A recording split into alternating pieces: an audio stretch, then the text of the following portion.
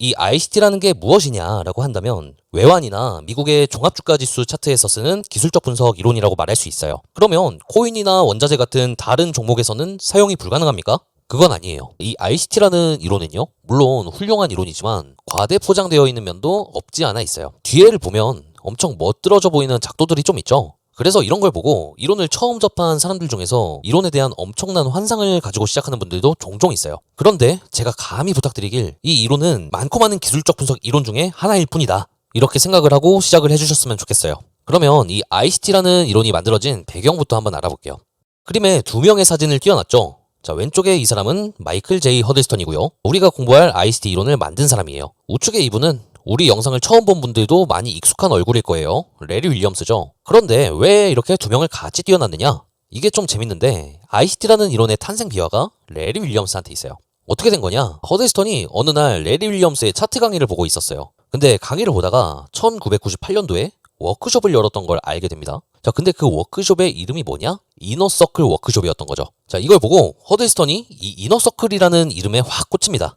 그래서 그래, 난 오늘부터 이너서클이야 하면서 만들어진 게 이 이너서클 트레이더라는 거예요. 여기서 앞자만 따가지고 ICT 컨셉이라고 불리게 된 거죠. 그러면 이 이너서클이라는 건 도대체 뭘 의미할까요? 자, 이 그림을 보면 뭐가 생각나죠? 아마 자전거가 생각이 날 거예요. 이게 자전거에 동력 전달 장치를 그려놓은 거예요. 근데 웬 뜬금없는 자전거냐? 이게 허드이스턴이 주장하는 시장이 굴러가는 원리를 이 동력 전달 장치로 묘사해 놓은 거라고 생각하시면 돼요.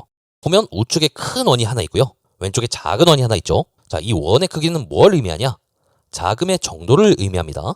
그러면 먼저 자금이 큰 쪽을 한번 볼게요. 얘는 누구냐? 정보가 없는 투기적이고 무지한 돈이에요. 개인 투자자만 여기 속하는 건 아니고요. 말 그대로 시장이 굴러가는 원리를 모르고 투자하는 사람들이 전부 여기 속한다고 생각하시면 돼요. 그리고 이 이론에서는 여기 속한 사람들을 통틀어서 리테일 트레이더라고 이야기를 합니다. 그러면 이 리테일 트레이더들의 특징은 뭐냐? 돈의 전체적인 크기는 많지만 결정적으로 담합이 안 됩니다. 그래서 허드스턴은 여기 속한 사람들이 본인들의 자금이 많기 때문에 이 시장을 본인들이 굴리는 줄 알고 착각하고 있다고 말을 해요. 돈의 총량은 많지만 시장을 움직이는 실제는 아니라는 거죠. 조금 더 쉽게 생각하면 시장에서 손실을 보는 쪽이라고 생각을 하면 돼요. 그러면 이번에는 자금이 적은 쪽을 한번 볼게요. 얘는 누구냐? 정보를 알고 투자하는 사람들이고요. 스마트머니라고 이야기를 해요. 그래서 이 ICT 컨셉은 스마트머니 컨셉이라고 이야기를 하기도 해요. 이 스마트머니의 특징은 무엇이냐? 정보를 알고 투자하기 때문에 담합이 되는 돈이에요. 그래서 허들스턴은 얘네가 실질적으로 수익을 얻는 사람들이자 이 시장의 구동축이라고 이야기를 합니다. 그러면 이 둘이 나눠지는 기준이 뭘까요? 정보를 아냐 모르냐죠. 도대체 이 정보라는 게 뭘까요? 그게 우리가 앞으로 공부할 시장 효율성 패러다임이라는 거예요. 이 시장 효율성 패러다임은 뭐냐? 금융시장의 가격을 효율적으로 움직이는 중앙은행의 알고리즘이 있다고 설명을 해요. 이걸 정리하면 이렇게 됩니다. 중앙은행이 시장을 굴리는 알고리즘이 있다. 그게 바로 시장 효율성 패러다임이다. 이 시장 효율성 패러다임이라는 정보를 알고 투자하는 사람들은 이 작은 원에 속하는 이너서클 트레이더고, 이들은 이 큰 축의 투기적인 돈을 활용해서 수익을 얻고 시장을 굴린다. 그래서 우리의 목적은 시장 효율적 패러다임을 통해 이너서클 트레이더가 되자. 이 정도까지가 ICT 이론의 전반적인 배경이라고 보시면 돼요. 그런데 이쯤에서 당연히 의문이 생길 수 있어요.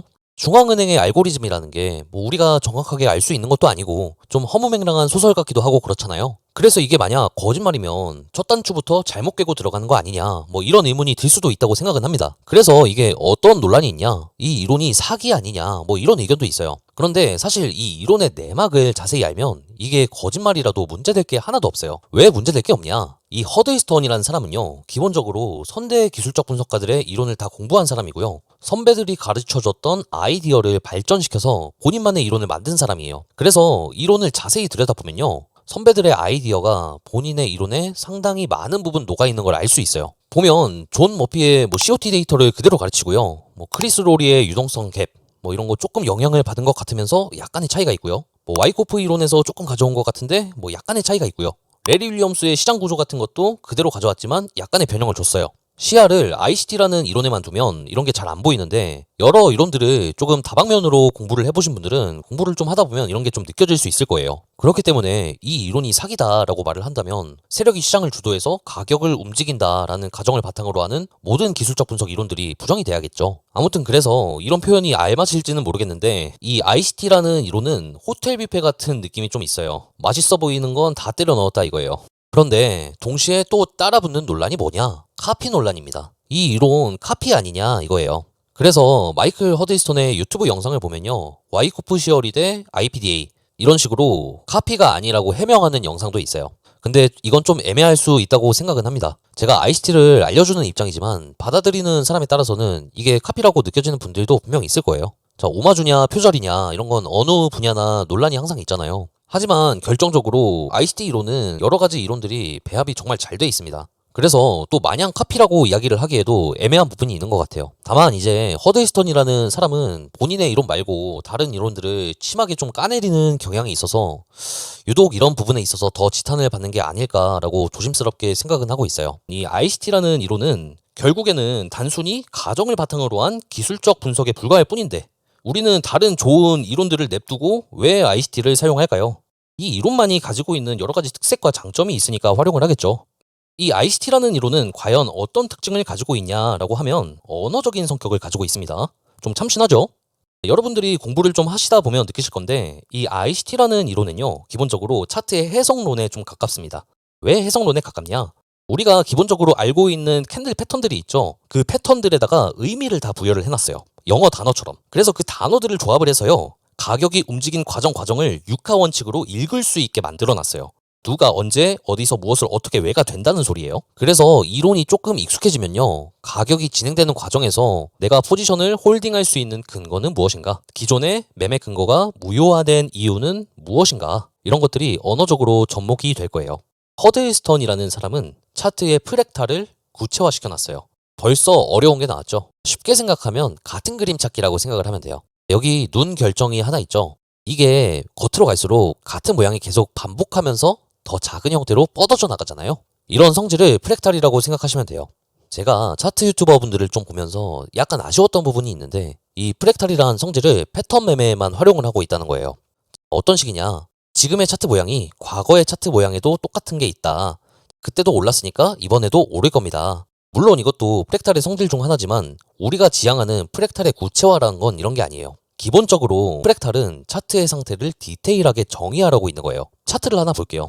여러분들이 생각했을 때 이 차트의 장기 추세는 어떤 상태고 중기 추세는 어떤 상태고 또 단기 추세는 어떤 상태입니까? 아마도 답을 내놓기가 쉽지 않을 거예요. 그게 왜 그러냐? 이 차트는요 본질적으로 완벽하게 정의할 수 없는 성질을 가지고 있어요. 근데 그걸 할 수 있는 기준을 만들어 놓은 사람이 누구냐?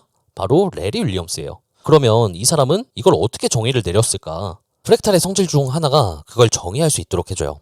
예를 들면 이런 식입니다. 캔들 패턴으로 한 개의 변곡점의 기준을 딱 정해요. 그 다음에 이 단기 변곡점을 활용해서 중기 변곡점을 정하고요. 또 중기 변곡점을 활용해서 장기 변곡점을 정해요. 그런데 이걸 왜 프랙탈이라고 하느냐? 이 단기 변곡점과 중기, 장기 변곡점들이 모양은 다 비슷해요. 하지만 결정적으로 규모가 달라요. 그래서 이런 변곡점들의 상태를 복합적으로 분석을 해서 현재 내가 거래하고자 하는 위치는 어디인가를 디테일하게 파악을 하는 거예요. 허드스턴의 영상들을 보다 보면 이렇게 차트를 세 갈래로 나눠서 레이아웃을 해가지고 거래를 하는 경우가 꽤 있어요. 이게 프랙탈을 활용해서 타임프레임을 연계하려고 하는 거예요. 이런 식으로 이 ICT라는 전략은 우리가 거래할 위치를 정의할 수 있게 해주고 해야 할 자리와 하지 말아야 할 자리를 구분할 수 있게 도와주는 장점을 가지고 있다. 이론의 장점에 대해서 이야기를 해봤으면 이제 이 이론이 가지고 있는 단점들에 대해서도 이야기를 해봐야겠죠. 이 이론은 공부하기가 굉장히 까다로워요. 제가 이 허드스턴의 영상을 유튜브에 없는 영상들까지 거의 다 봤어요.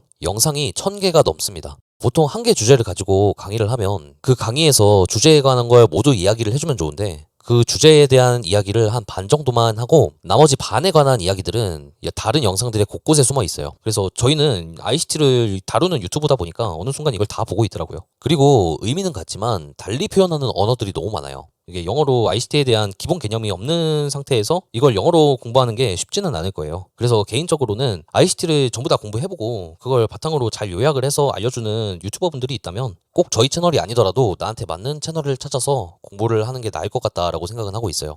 우리가 이 ICT라는 이론을 공부하는 목적이 뭘까요? 거래에 도움을 얻으려고 하는 거잖아요. 근데 이 이론은 과유불급적인 면이 있어요. 자, 왜 그러냐? 실질적으로 거래에 도움이 안 되는 요소들까지도 이 이론에서 모두 다뤄서 그래요. 자, 우리는 목적을 좀 분명히 해야겠죠. 만약에 자격증 시험을 본다고 가정을 해봅시다. 합격 커트라인이 평균 80점이에요. 근데 국어 영어는 80점씩을 맞았고요. 수학이 한 30점을 맞았어요. 그러면 우리는 어떤 과목에 점수를 올리는 게 효율적이죠? 일반적으로 국어를 100점 맞는 것보단 수학을 좀 더 끌어올려서 평균을 맞추는 게 시간적으로 좀 더 효율적이겠죠? 그럼 이걸 거래로 비유를 한번 해볼게요. 여기서 차트 분석이라는 건요, 한 개의 과목에 불과해요. 차트 분석 이론뿐만 아니라 리스크 관리라는 과목도 있을 거고요. 심리나 경험 같은 다양한 과목들도 있는데, 차트 분석이라는 과목이 100점이라도 다른 과목들이 빵점이면 어차피 합격이 안 되겠죠. 자, 설령 이 차트 분석이라는 한계 요소를 끝까지 파고들더라도 어차피 100점까지는 도달할 수가 없을 거예요. 자, 왜냐? 이 차트의 기본적인 성질이 애초에 불확실성이라 그래요. 레리 윌리엄스는 차트를 뭐라고 표현을 하냐? 술에 취한 선원이 비틀거리는 거에도 나름의 방식이 있다고 표현을 합니다. 불확실성 속에 편향성을 찾아야 된다는 거예요. 이 말인즉슨 우리가 차트 공부를 통해서 가능성이 높은 답을 찾을 수 있더라도 완벽한 답을 찾을 수는 없다 이거예요. 하지만 최선을 찾기 위한 노력은 반드시 필요하겠죠. 저희는 차트에서 가장 중요한 핵심이 뭐냐라고 했을 때 차트의 성질을 파악하는 게 가장 중요한 부분이다라고 생각을 하고 있어요. 그래서 이러한 중심을 잃지만 않는다면 ICT만이 반드시 정답은 아니다라고 생각을 합니다. 하지만 그럼에도 내가 ICT를 한 번은 꼭 해봐야겠다 하는 분들한테는 저희 영상이 또 조금이나마 도움이 되지 않을까 생각합니다. 그래서 오늘은 좀 가볍게 ICT라는 이론이 무엇인지 좀 알아봤는데, 다음 영상부터는 본격적인 영상들을 준비를 해올 테니까 기대해 보셔도 좋을 것 같고요. 저희가 최소한 2주에 한 번씩 업로드를 계획하고 있는데, 그동안 저희가 올려놨던 다양한 영상들도 있고 카페에 오면 또 많은 분들이 올려놓은 다양한 글들이 있으니까요. 들러서 미리 공부를 좀 해보면 다음 올라올 영상들을 좀 더 쉽게 이해할 수 있을 거예요. 그러면 다음 영상에서 뵙겠습니다.